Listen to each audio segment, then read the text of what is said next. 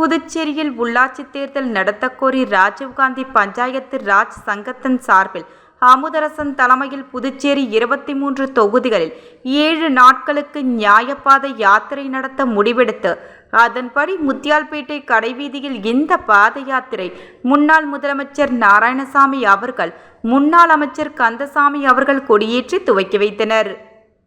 இந்த நிகழ்ச்சியில் தேசிய பஞ்சாயத்து ராஜ் தலைவர் டாக்டர் சுனில் பன்வர் அவர்கள் ஹரியானாவில் இருந்து வந்து முன்னிலை வகித்தார்.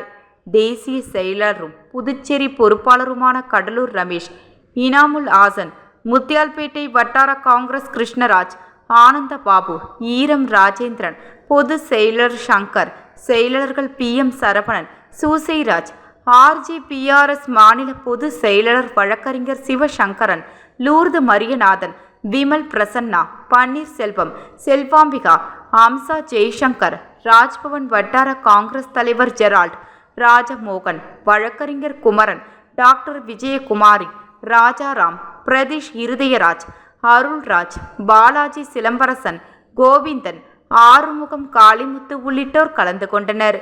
பாத யாத்திரை வழியில் புதுச்சேரி தலைமை தபால் நிலையத்தில் 2006 ஆண்டுகளுக்கு முன் நடைபெற உள்ளாட்சி தேர்தலில் போட்டியிட்ட 1500 வேட்பாளர்களுக்கு அழைப்பு தபால் அனுப்பப்பட்டது.